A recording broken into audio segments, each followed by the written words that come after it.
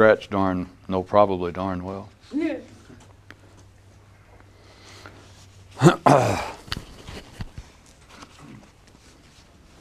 Does this light bother the camera? No.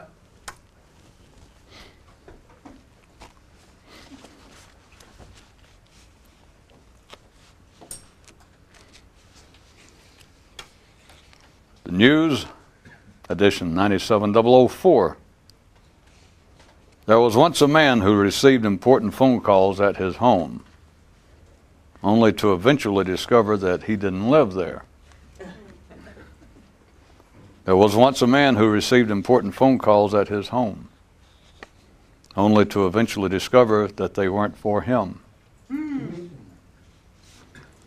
There was once a man who received important phone calls at his home, only to eventually discover that he was making them. Yeah. Take your choice. One way to judge the relative significance of discoveries is by how funny they strike you. Scenery. Where the sun does not shine is where things look best. By sun, I think it means the mind.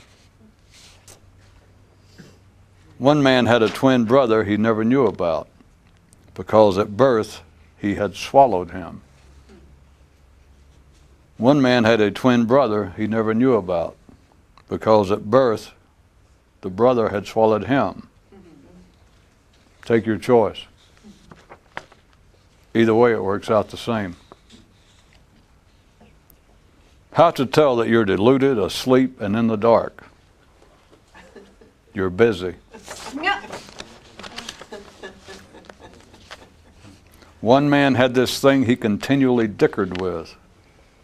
Then he began to wonder if it was an operation rather than a thing.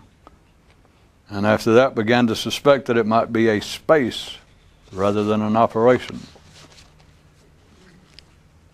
To struggle with an illusion is to be overcome by it.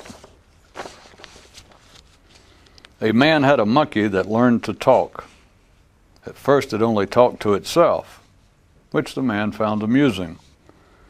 But then the man began to pay closer attention to what the monkey was saying, and the situation soon turned into the man believing that the monkey was speaking specifically to him.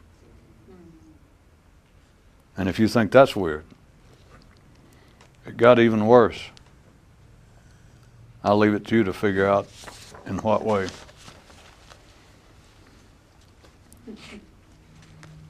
One man had a sickness which for years he struggled to cure. One man had a sickness which for years he struggled to ignore. One man had a sickness which for years he struggled to absorb. Take your choice. One man's personal motto is relentless rigidity, steadfast stupidity. I believe this one too has something to do with the mind. To live with a dream is to forever sleep. When first witnessing a snake shed its skin, a man thought, a creature and its enlightenment. To try and add some fresh pizzazz to the process, one man moved and didn't give life his new address.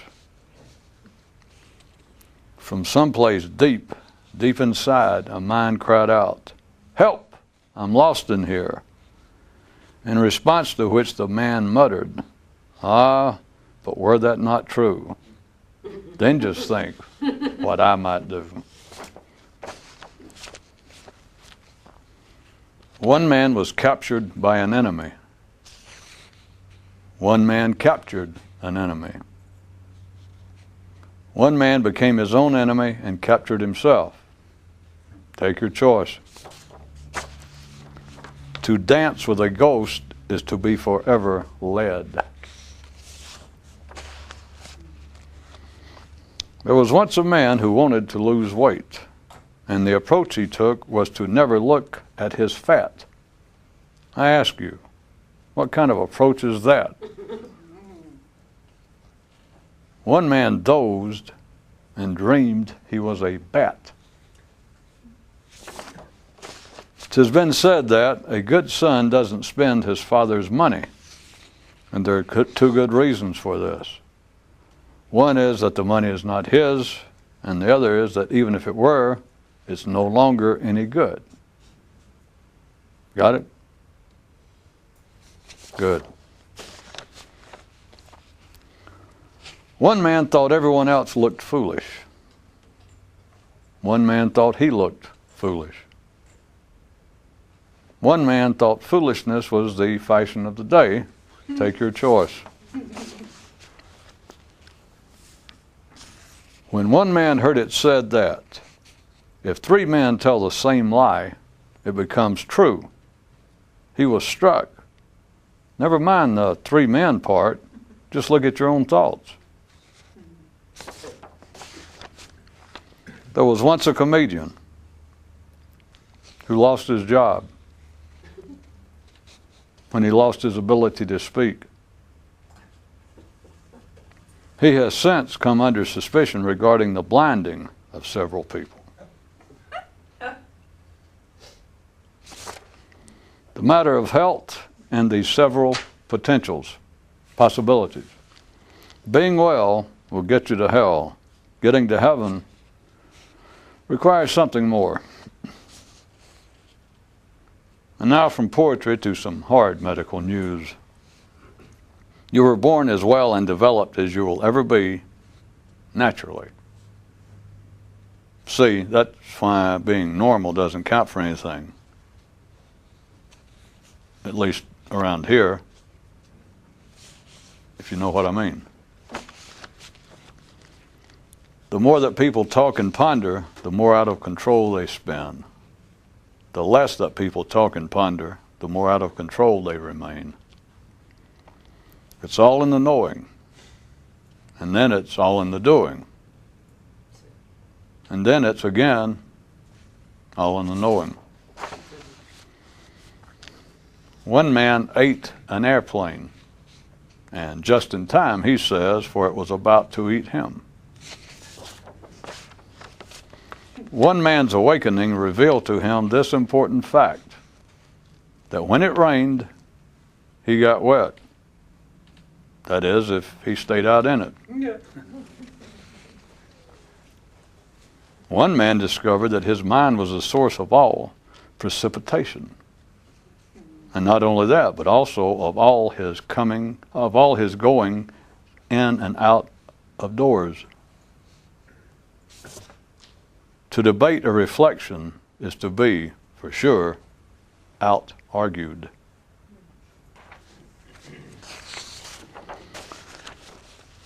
To help clarify his point of the divers and indirect ways in which the gods work, the priest, during the royal religious service, told the following story. During the routine monthly checkup and advisory, a sexual broker said to his client, "Those who work the bushes must also trim the limbs," which caused the client to say to himself, "Is he trying to give me some coded advice regarding a highly secretive investment opportunity, or is he coming on to me?" There the priest stopped his comments for the moment and smiled confidently as he slowly turned and surveyed the faces in the room, obviously conveying the message of, "I assume I've made my point." And suddenly the king interrupted, "What happened to your pint?" Divers is as divers does, and indirect's how it always was. Is, but it didn't rhyme. Yeah. As he sat on the edge of the bed later that night, his royal priestliness, with head in hand, softly groaned and confided to his girlfriend, that sometimes he wished he'd gone into blacksmithing after all. Yes, to help clarify his point. Don't we all?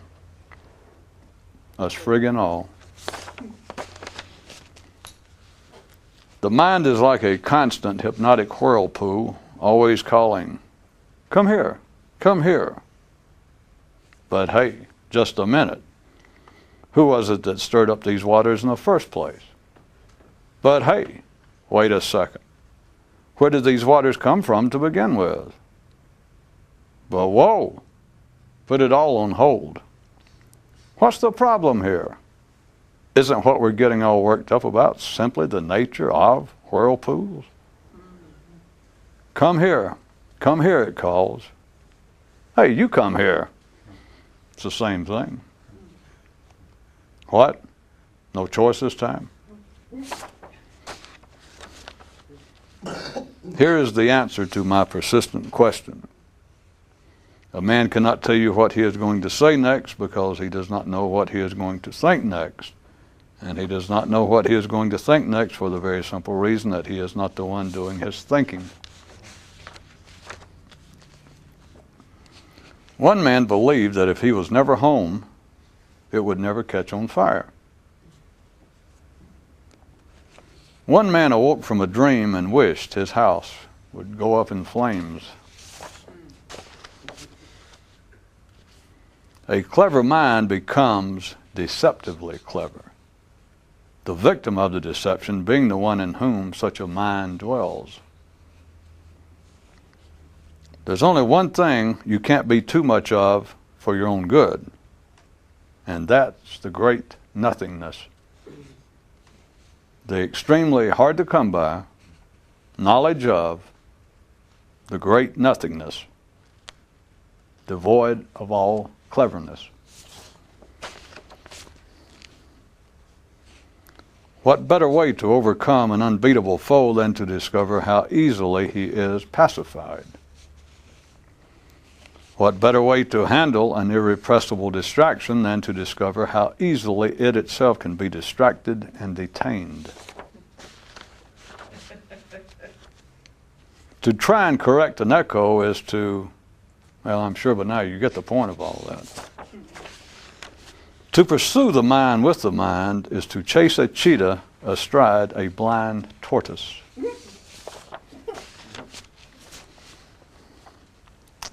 In times of confusion and uncertainty, one man would often be comforted at home by way of the electronic message that viewers like him were made possible in part by public television. He says that any question regarding the lack of so-called logic to this becomes insignificant when weighed against any improvement in one's emotional condition. And while I thought that was the end of his comments, he quickly added that it was about time the rest of us woke up to the fact and quit spinning our wheels, all fuming and worked up over what makes sense and what doesn't. He says that as modern men and women, with all the constant stresses of contemporary civilization, we could do with a lot less logic in the cause of acquiring much more peace. And peace of mind. Peace of fucking mind, where we don't care anymore whether some particular something or other makes sense, as long as it makes us feel fucking better. End quote. I waited a few seconds to see if indeed he was finished speaking this time. And with no more words coming from his lips, and the smoke gradually decreasing from his ears, it seemed so I left. Wrestling with illusions creates chaos and pins one securely in place. Why treat what's yours as imposed? And why treat what's imposed as yours? And why see the irrelevant as adversarial? A knowing man's only victory is in his abandoning the meaningless battlefield, whereon goes on the endless conflict resulting in neither ultimate triumph nor conclusive defeat, just the endless, meaningless, unresolvable conflict, which is at root illusionary, as in unproductive. A man learned how to capture wild geese, but after he'd captured one using a certain method, none others would fall for it. So he was continually inventing new ways to effect their capture, and they, just as persistently, would quickly adjust their behavior so as to escape from each new trap soon after it appeared. Who should be given credit for the superior smarts?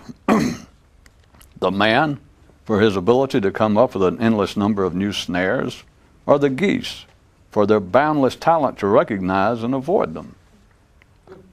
Or is the pursuit of such questions as this the ultimate snare of oneself?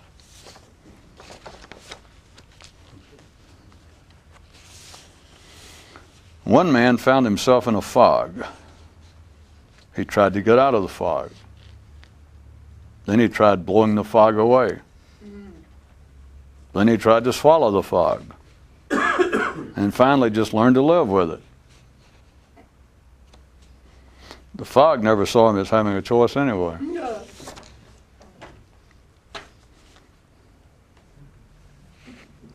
All reactions to other people is slavery. Slavery, blindness, and ultimately death. All reactions are of the mind.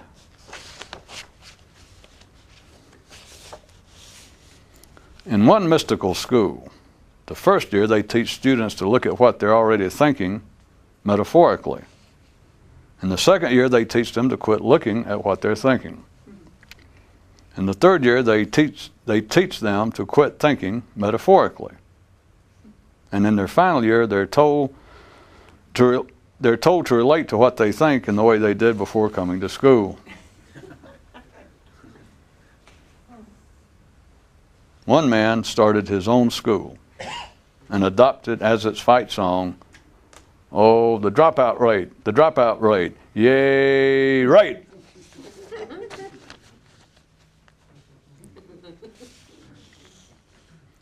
Talking to others creates divisions, distractions, and confusion, while talking to yourself in a certain specialized manner can achieve just the opposite. While it is taken as common knowledge that nothing can be in two places at the same time, the reality of this discovery internally is the discovery, and anything but common.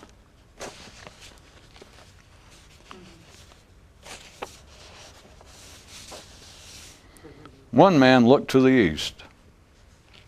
One man looked to the west. One man looked to the north. One man looked to the south. Take your choice. But if you do, expect blindness.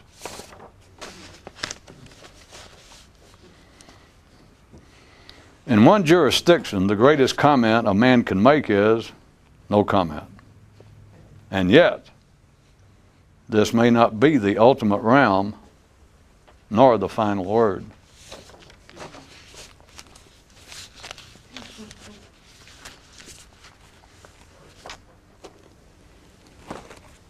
I thought I might point out an unrealized and unnoticed similarity between a certain aspect going on in what would be considered quite hard-nosed areas of science, and that area normally referred to as the mystical. One of the, according to all present reports, so here we are in 1997, it's been going on for a few years, but in the Western world, there's a common report that the next great scientific breakthrough, medically and by some people's view, even beyond just the medical area, is the field of the question of human consciousness. That people make writers, some scientists are now making fairly passionate, or writing fairly passionate essays and insisting that even cosmologically, going out externally in another direction, that man may have reached a point of diminishing returns in his potential discoveries, or even if he hasn't, he has made a grave error in not looking right at home to human consciousness. People have said this 5,000 years ago, but here we are in what is considered to be a more advanced intellectual era than 5,000 years prior. But also they are already admitting, and I'm talking now hard scientists, I'm talking about neurologists, psychiatrists, but it seems to be mainly in the field of neurology. They're pointing out, and already started their own form of debates, that is contemporary debates over it, of the problems facing, or the challenges facing pinning down what human consciousness is. And they currently have 5 or 6 well-publicized pieces of machinery that are down to the level now that they're threatening will be able to, in essence, photograph genetic activity in the brain. And so they feel as though that they are certainly closing in, and that they can pick up through the several of the readily available pieces of machinery, they can pick up certain areas of the brain lighting up, showing increased activity, which absolute parallels at the time what the investigators believe is going on, such as tell someone think of something sad, and while they're in one of those scanning machines of the brain, it will consistently light up in a certain area. And they say, are you thinking of something sad? And perhaps the person's laying there and tears in their eye, and they go, yeah. And they find that that happened. Anyway, they go on, and there's been discussions. I'm just giving them credit that it's modern because it is a new version. It seems now to a modern person, to a modern mind reading this now, even if I pointed out that you had so-called philosophers without technology 5,000 years ago arguing basically some of the same points, and some of them even presenting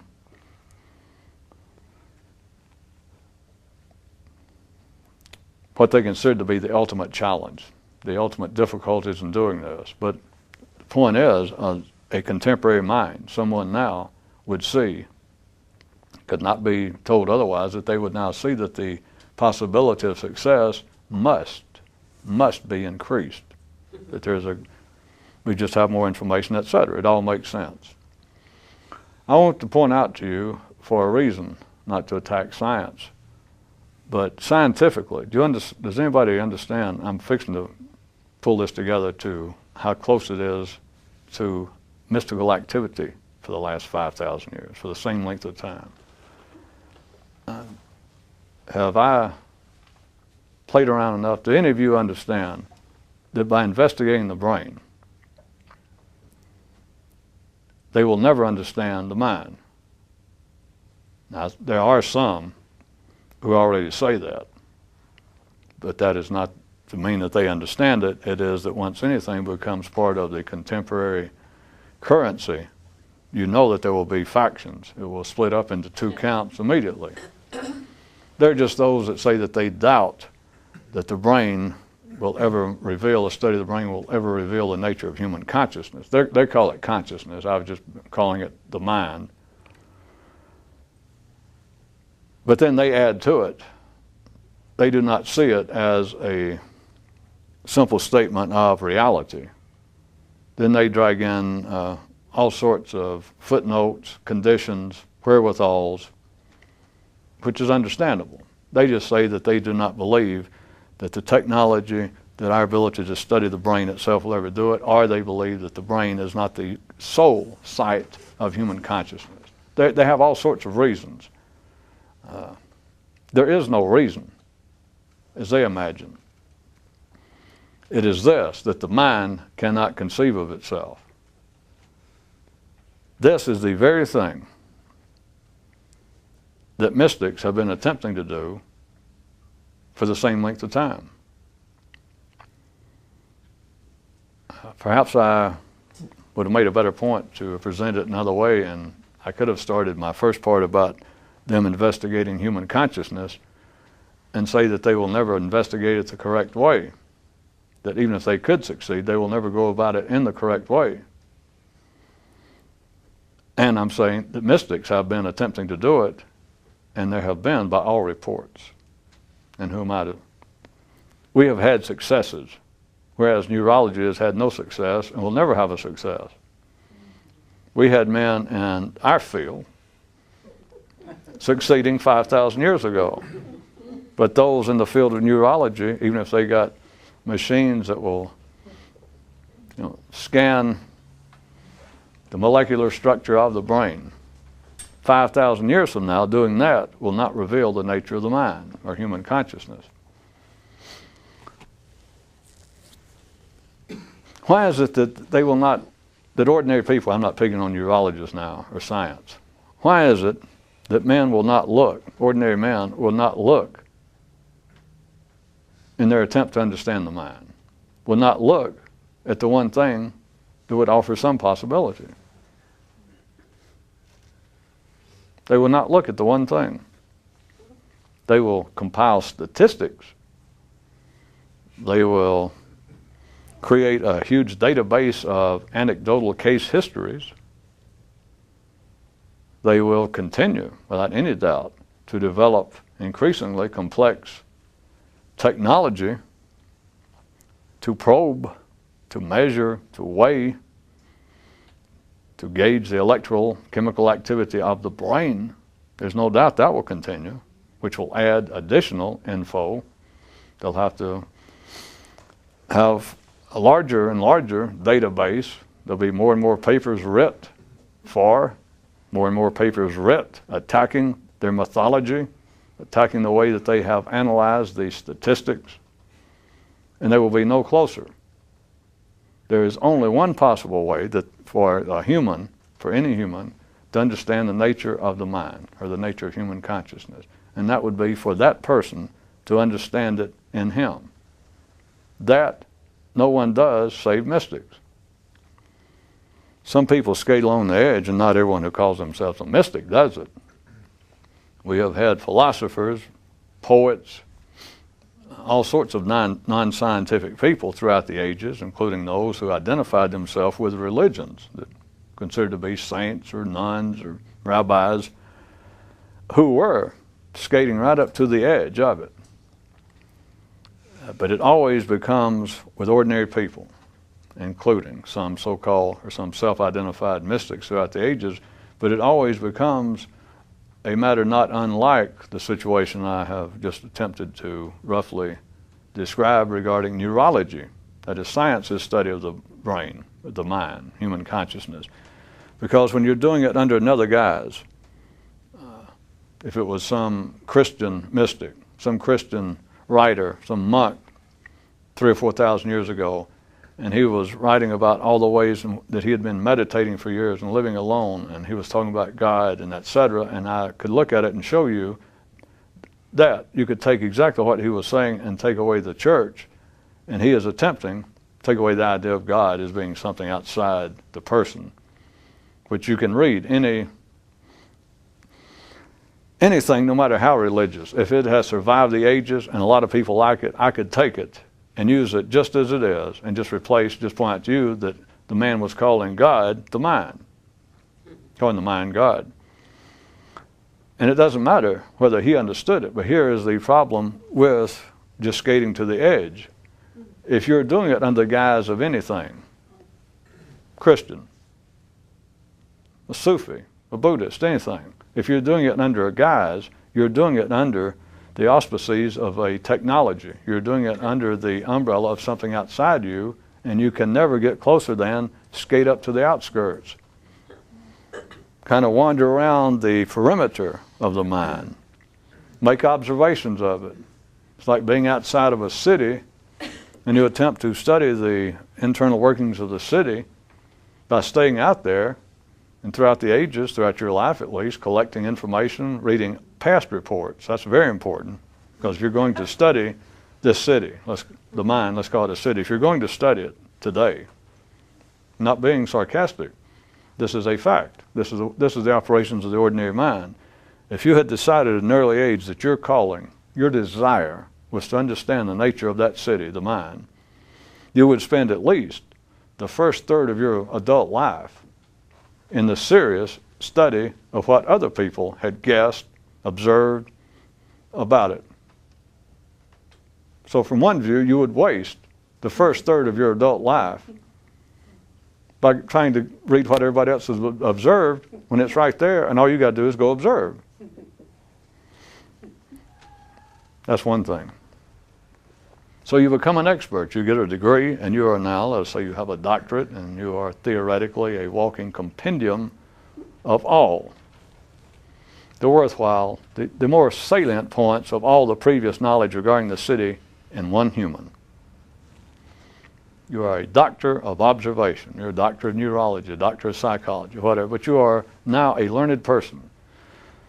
That life is always as balanced out that to get a PhD in something like that, it takes about as many years. Nobody planned it, but it takes about as many years that the most sincere student, a man who has great interest in the study of the city, it takes about as long to get a PhD, it works out about the same length of time, that the man has taken about all that shit he can absorb.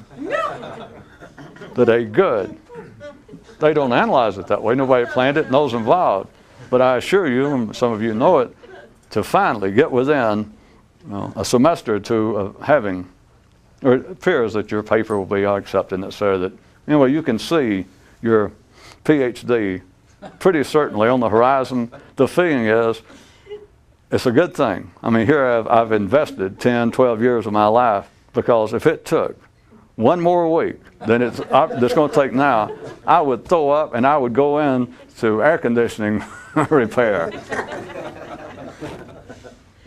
It's just one of those things. So, but there it is. And but here's what you need to, or what I'm trying to get you to consider, not for an attack on education or anything, but having to do with your own attempt, having to do with the arrangement of life itself.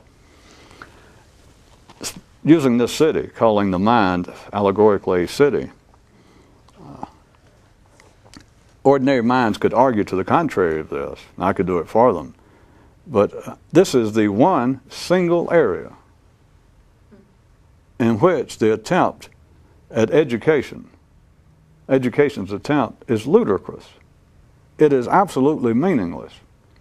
Even the study of the human body, you need somebody else's help, or it would be the only reasonable approach, because you would not want to, if you wanted to learn anatomy, you would certainly not want to end up opening yourself up to see what a heart looked like, to see what the internal cavity. Education then, that is someone else's experience of which you can avail yourself through whatever means, through writing, through photographs, nowadays through electronic recordings. You would avail yourself of it. Or the engineering, you would want to avail yourself. You wouldn't want to start trying to build bridges and spend half your life with most of your bridges collapsing and killing people and you being tied up in court. You learn the principles of bridge building, you take advantage. Right. In any other field, you can find it to be worthwhile to study. That is, to gain apparent information collected by others prior to you. In any other field, except one, the study of the mind. Now, at first you might say, well, it could be of importance. Well, because the libraries are full of the recorded histories of what other people said they discovered, you just first have to realize this, that they didn't discover anything. There's plenty of writings, but even those at a fairly even keel out in the ordinary world will end their great opus maximus at the final 3,000 page end of footnote. They will at least end up saying, of course, I do not present this as the attempt to actually explain the human mind. This is simply your humble writer's humble attempt to add to that which I'm sure in the future will become much fuller and explanatory. Signed, your humble servant, Dr. So-and-so. Or I'll put it to you another way.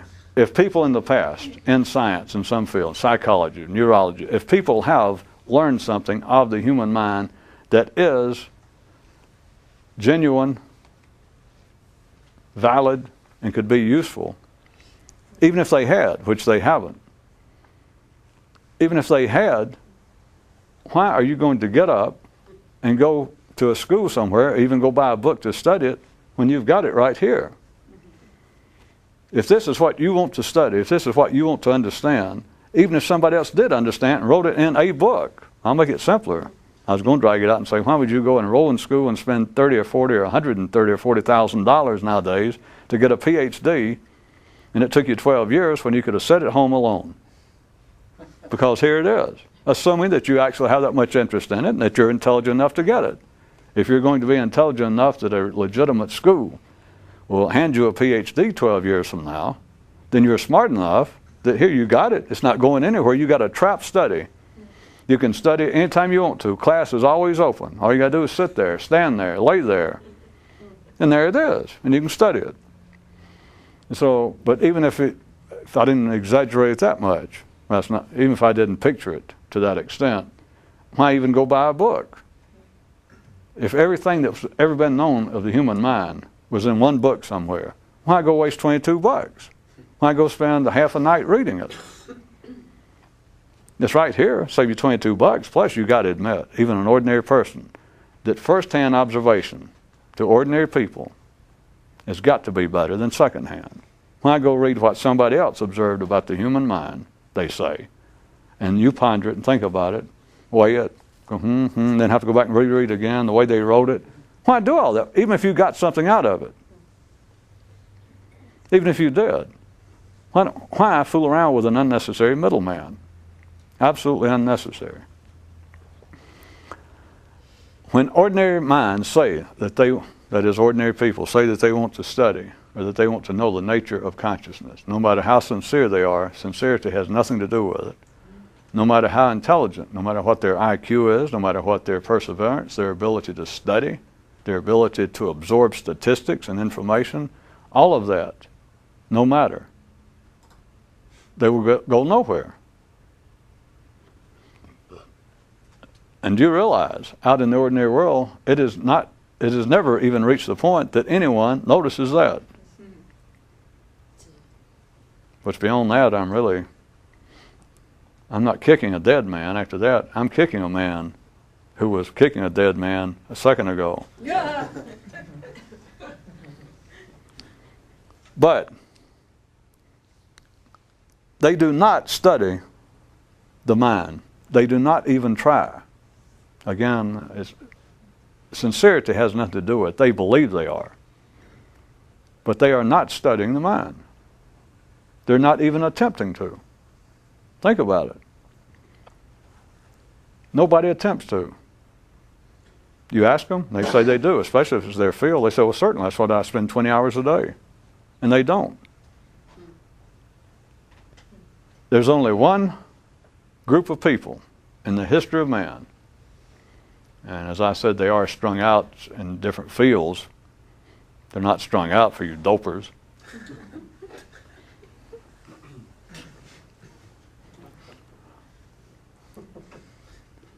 They are strung out in different fields. As I said, they pop up, if you can see it, but anyway, it pops up in general literature, poetry, drama, philosophy. Originally, the field of philosophy was their only place to stand around and pretend that they actually had a job or some sort of undertaking. But it's really, and I say mystic because that, compared to science, it has such a antipodal, connotation to science is the reason I picked it out, knowing that science would normally take the idea of the mystical as being the absolute opposite to what they're involved with, and in fact would dismiss it. That's why I went ahead and used it. But that is where it is. And also religion. As I said, there were people in religion that were doing it, have been doing it. But it's all the area of mysticism. in the area of mysticism has never been correctly, publicly perceived, and they're not going to any more than they are the mind. But everyone that's ever been involved with from the Hindus on through Zoroaster, through the Buddhists, through the Jews, through the Christians, through the Jains, through the Zens, through the Sufis, through all the, anybody I left out, they were all doing one thing. Many of them started out believing they were doing something else. But those who actually achieved some reward from this, normally referred to as an awakening, an enlightenment, a liberation, a rejoining or a joining with the universe, with creation. All of that was a result of one thing, and that was their attempt to directly understand their mind. Everyone who begins it never completes it. Everyone who begins it under, as I said, most people, well, let's say all people, make it easy, everyone starts out under some other idea of what they're doing.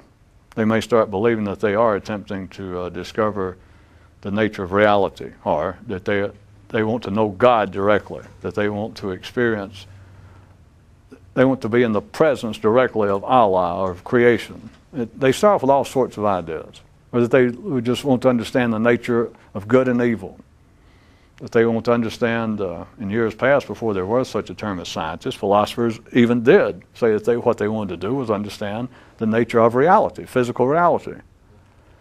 And some never get past that, whatever stage it was, of thinking it was God and etc. Those who do, and it's not just a direct step, but those who finally get somewhere realize that what they have been doing, even if for years their belief was that they were pursuing some sort of direct understanding or experience with God, or that they were actually trying to study, they were trying to plumb the intellectual depths of what is reality out there, or what is the physical nature of reality. In other words, in sort of a scientific way, of what is stuff. What is all this stuff outside of me? All of it comes down, everything I've mentioned, everything comes down to one thing, whether they get there or not, and that is the study, the attempt to understand, to recognize, but to study at first, their mind. If you ever get that far, anyone who gets that far also is faced, it's not necessarily an instant recognition either at that time, because a person will still attempt, even got that far, will still for a long time attempt to study the mind with methods, through means, by approaches other than the only one possible, which is the mind itself. They will attempt to study the mind. Once someone has a fair, they believe, recognition of what they're doing, that it's coming down to the mind. I see what it is. The mind has been the challenge all along. In the mind must lie what I am looking for that would unlock the mysteries, the questions I have, that would unlock my question as to what is the nature of the universe, or is there a God, or where did this come from, why are we here, all of that. That they get to the point, they believe this is the key. This is the key, and yet they will continue. That is a milepost. But many people never get past that, because they will continually, as ridiculous as I could make it sound, as unreasonable as I can make it sound, that even after they understand that, they're strongly suspected. They will, for a long period of time, and perhaps endlessly, still look outside the mind for the way in which to come to an understanding of the mind.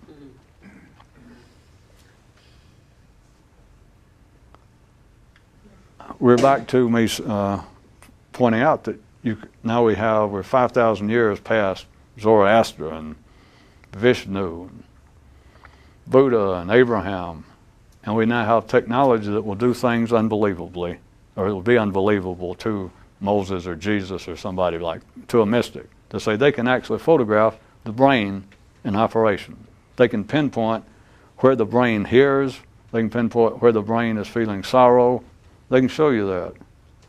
And I'm sure that if on a slow day, if Buddha didn't have anything else to do and there was nothing good on TV, and somebody took him and showed him that, he'd think, wow, that is free. So that's it. Well, that's all right. But it would not tell him anything, nor is it going to tell them anything. These so-called awakenings, enlightenments, have been often throughout the ages in all sorts of cultures and eras been described as the direct perception of reality, the direct perception of what life is. What can be more direct than the mind looking at itself if that's where the answer is? If that is what a person is attempting to study, if that is what they're going to be ultimately confronted with, why does not someone turn their mind directly on the mind?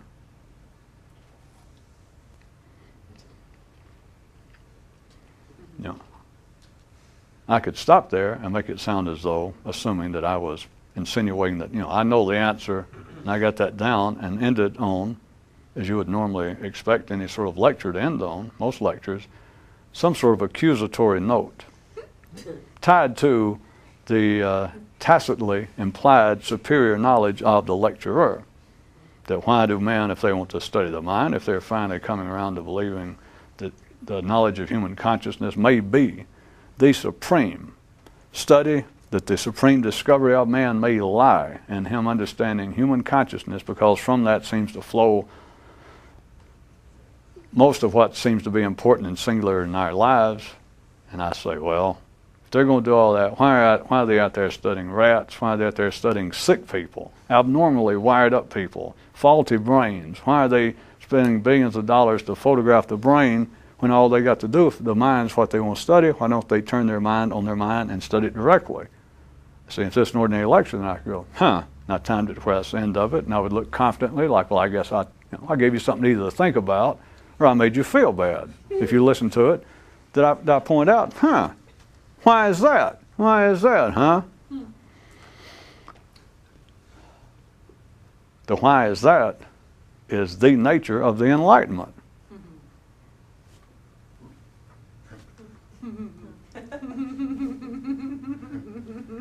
What? What? What? My last comment on the matter for the night is that one of the major attractions at world-famous Coney Island is reputed to have been secretly owned and operated by a band of mystics.